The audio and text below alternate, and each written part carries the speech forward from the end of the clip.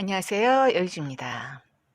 오늘은 화은당 실기 마지막 장 제8장 서나 편 읽어드리겠습니다.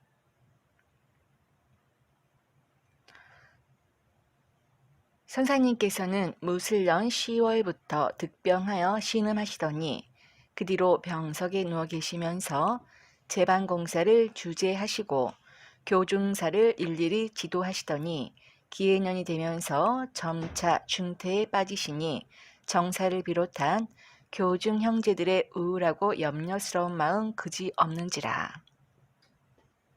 백방으로 치료를 하였으나 별로 효과를 보지 못하던 중 하루는 원평병원에 입원하시겠다는 말씀이 내리신지라.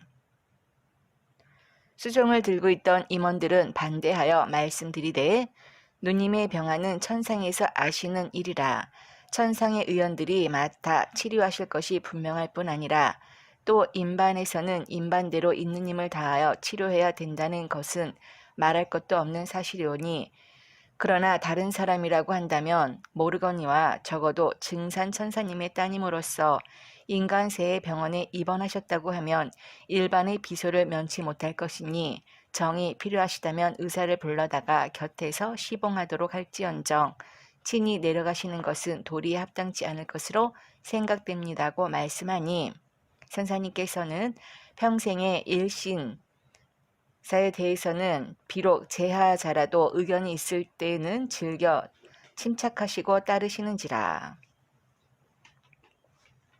이번에도 그럴 일이라고 더 말씀이 계시지 않더라. 그러자 3월 초순이 되며 선사님께서는 다시 입원하시겠다는 말씀을 하시므로 이는 아무래도 무슨 공사를 보시기 위하심인가 싶어 말씀을 받들기로 식구들 사이에 상의가 돌아 3월 4일 아침에 입원을 하시게 되었는데 차를 준비하려는 것도 말리시고 친히 걸어 나서는지라. 상택은 마스크를 하시도록 권해드리니 물리치신 뒤 손수레로 모시고 가니 수인의 내외 식구들이 뒤따르니라. 병원에 입원하신 다음날 선사님께서 입고 오신 치마에 혈수가 묻었는지라. 시봉자는 대경실색하고 뇌출혈인가 걱정하여 한급히 서둘러 의사로 하여금 지혈제를 놓아드리도록 부탁하여 의사가 주사를 놓으려고 하는데 선사님은 웃으시면서 이놈의 아들아 내 막내 하나 낳으련다 하심에 깨닫고 보니 그것은 뇌출혈이 아니라 경도로 인한 혈수임을 비로소 알게 되니라. 상식적으로는 도저히 해명할 수 없는 현상에 식구들이 모두 이상해하며 정사도 또한 기이한 일이라고 생각하니라.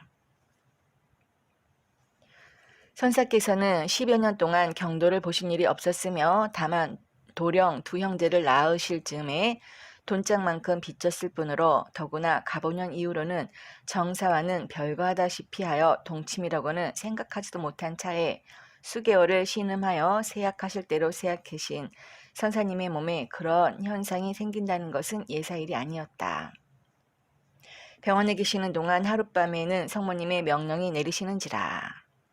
명령을 받아 복명하시는 성사님께서 노래 부르시듯 풀어내시니 그 음성이 어찌나 큰지 병원 의사는 세상에 도저히 있을 수 없는 노릇이라고 하며 놀래더라. 모든 식구는 병원에 입원하였으니 이제 완치되어 오실 것이라고 생각을 가지고 있었으나 병원 의사는 이미 당시의 그 체력 가지고는 도저히 생명을 유지해 갈 수가 없노라고 판단하여 방금이라도 주사 기운만 떨어진다면 운명하실 것이라고 하는 판에 입원하신 지 사흘 만에 퇴원하시겠다는 말씀이 내리시니 식구들은 또 한 번 당황하여 어쩔 줄을 모르는데 선사님께서 자리를 일어나서 앞장을 서다시피 하시니 수종하던 자들은 하는 수 없이 본부로 되짚어 돌아오니라. 본부로 돌아오신 선사님께서는 남별 땅에는 드시지 않으신 채 바로 천하전에 올라가시더니 갑자기 치성 준비 명령하시니라. 식구들은 온갖 정성을 들여 시키는 대로 하나도 빼놓지 않고 개 2마리와 술 5말, 밥 2가마니를 의시로 대소 제물을 장만하는 동안 선사님께서는 눈물을 흘리신 후 그대로 천하전에서 머무시더니 그날 밤에 준비단 제물을 진설하여 천지 부모와 제대 신장을 대접하기 위한 대치성을 올리게 되니라. 그때는 마침 제사의 공부생들이 입공 중이었는데 온 밤을 두고 공사를 주재하시고 나서 하시는 말씀이 많은 신장들이 내려와서 나를 위로하는 것이 아니라 밖으로 빙빙 돌며 빙글빙글 웃기만 하는 것을 보니 천상에 이미 내 앉을 자리가 마련된 것 같다고 하시니라. 소위 4.19 혁명 전야 12시 삼청점 미륵불상에서 땀이 흘러내려 자대가 모두 젖고 수건으로 닦아서 짜낸 물은 서대도 넘더라. 모든 사람들이 무슨 큰일이 있으리라고 하며 신기함에 빠져있는 중에 날이 새면서 혁명 방송이 흘러나왔다. 이튿날 기해년 4월 초 하룻날 아침에 성도와 한우가 들어와서 보더니 오늘은 영 가망이 없을 듯 싶으다고 탄식하면서 눈물을 흘리고 곁에 앉는데 천하전에서 수동하던 공부꾼이 들어와서 하는 말이 간밤에 천상에 올라가 보니 선사님께서 천상대법관으로 임명을 받아 우리 인간의 선악과 천지공사에 대한 공로의 유무를 심판, 결제하시는 책임을 맡으셨으니 법석을 마련하여 모든 법관들이 시위하고 기다리고 계시더이다 라고 하니 모든 식구는 운명하실 시간이 가까워지는가 싶어 더욱 서러워하니라. 오후 2시경 정사는 선사님을 안고 약물을 2번 떠 넣으니 잘 받아 드시고 나서 손을 들어 정사의 얼굴을 이리저리 쓰다듬어 어루만지시더니 눈을 바로 뜨신 채 숨소리가 점점 줄어드시므로 성도가 식구들을 불러들여 앉히니 모여든 식구들을 두루 살피시고 하시는 말씀이 본부 식구들은 물론 일반 형제들도 꼼짝 말고 수도나 잘하면서 때가 올 때까지 기다리도록 하라. 나는 태전으로 간다 하시고 곧 눈을 바로 뜨시더니 정강을 돌린 듯 빛나고 눈동자를 그대로 눈 감지 않으신 채 선하하시니라.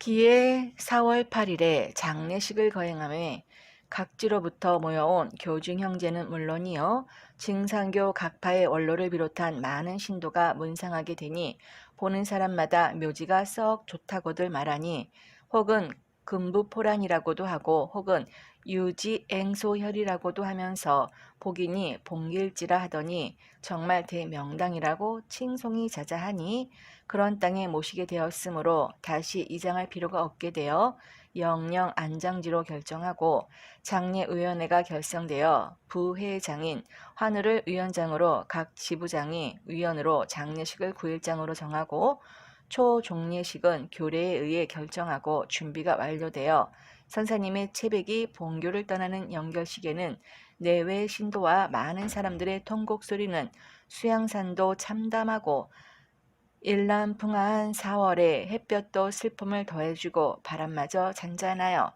온 수양산록이 문상객의 흰옷으로 백화를 이루었고 연불소리는 그치지 않고 수백의 만장가 조기는 일산을 이루어 장지에 당도하여 하간하고 평토제사를 지내고 반혼하여 초이 제례를 행할제 이제 화은당 선생님의 음성은 들려오지 않는다.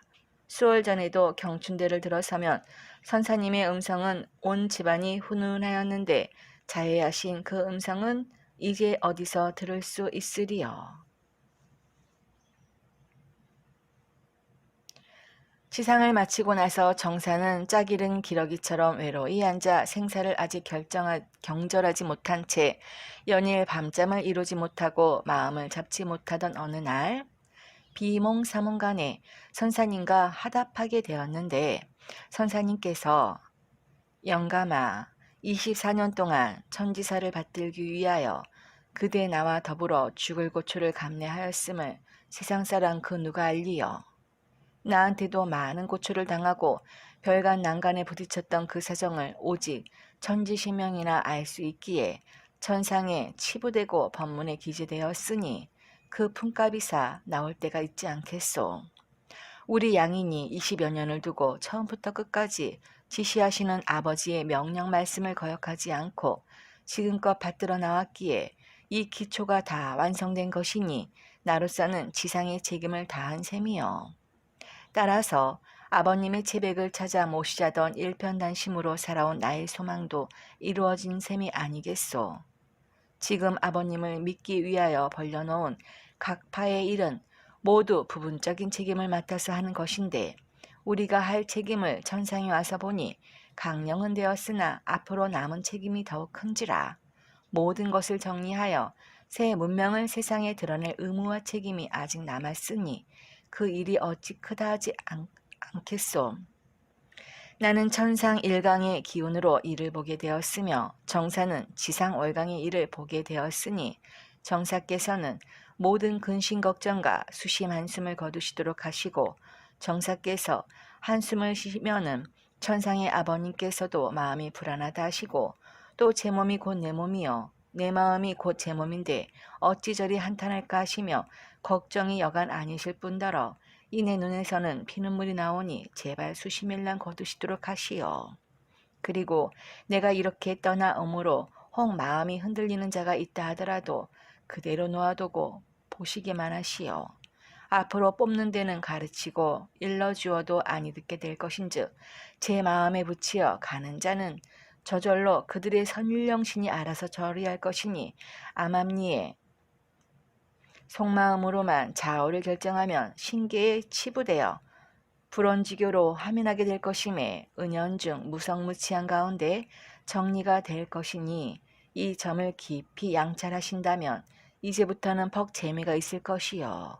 모든 것을 천지에서 은밀히 일러주고 뒤에서 훈수하는데 우주간이 겁날 것이 무엇이요. 현실 문명과 현실 인심에 역합하지 아니할 수 없는 노릇이로되 우리가 그동안 공사에 나온 것은 인세로 보아서야 모두가 가소롭고 허망하기만 한 노릇인데도 물샐 틈 없이 짜여진 그 도수대로 진행이 되어 나온 것이 아니겠소. 미구의 판밖에서 일이 터져 나올 것이니 그동안 도체와 공사가 어긋나지 않도록 하소서. 일반이 혹 부당한 논설을 할지라도 들은 척만 척하고 내가 할 책임만 힘써 다하실 수 있도록 하시오. 우리도 과거에는 이를 위하여 서로 욕도 하고 싸움도 하였으나 그것은 공사를 위해 그리했던 것이니 이제부터는 나도 주인이라 부를 것이며 서로 극존하게 되었사오니 나는 그날에는 나를 서로 만날 수도 있고 성부님 성모님을 모신 한자리에서 풍류를 접하면서 전전사를 이야기하게 될 것이며 그날이 얼마 남지 않았으니 공부 열심히 하도록 당부하시오 라고 하시더라. 우리 사업은 마치 탕자의 노름 같고 강인과 무당의 직과 같으니 알 수 없도다. 우리 교는 깨달은 자 알 것이요 깨닫지 못한 자 모를 것이니 호호탕탕한 이 가운데 진법이 나오건만 어찌 그리 쉽게 깨달을 자 많으리요. 이상으로 소개된 선사님의 양력은 선사님 선하 후 그의 제세 시에 피눈물 발절치를 더듬으로써 우리 다시 옷깃을 여미고 성부님의 홍대 무변한 대진리를 세상에 밝혀내기 위하여 가일층 굳은 결의를 촉구하는 정사의 충정으로 우선 대강의 강령만을 주름 잡아 것이니 상세한 것은 과거에 나날이 기록해 나온 일지와 기타 문물로서 후일에 다시 밝혀내고자 하니 모든 형제자매는 그 점 깊이 양해하여 주기를 바라는 바이다. 세월이 여류하여 신축년 3월 29일 화은당 선사 대상일을 맞이하여 전국 신도 수백 명이 지부별로 온집하여 제례 준비 중인데 새벽에 5.16이 일어날 순간에 삼청전 불상에 땀이 흘러내려 불상자대가 모두 젖었는데 물로 계산하면 서대 정도나 되었다. 신기하고 기이한 점은 인간으로서는 해석하기가 어렵도다. 차임이 되자 방송에서 뜻밖의 소식을 보도하니 오늘 새벽에 5.16 군사혁명이 일어나서 계엄령이 선포되었다는 것이다. 다른 날도 아닌 선사님의 대상일에 혁명이 일어나게 된 것이 우연한 일이 아니고 영이한 일이라 아니할 수 없다. 제사에 모인 신도들이 선사의 영험을 신통에 감명할 뿐이더라. 네, 여기까지 읽겠습니다. 본 실기에 선우가 도착된 곳도 있으며 또는 이해하기가 어려운 점도 있으나 한마디에 줄이거나 보탬이 없이 사실 그대로를 기록하였으니 신기에 관한 일이라 이해가 잘 안 된 점은 생각을 깊이 하여야 알 수 있으리라고 생각하며 화은당 실기를 대략 마무리하니 독자 제의는 유의 경독하시기 바라노라는 글이 화은당 실기 마지막에 있으니 이 점 참조하시기 바랍니다. 감사합니다.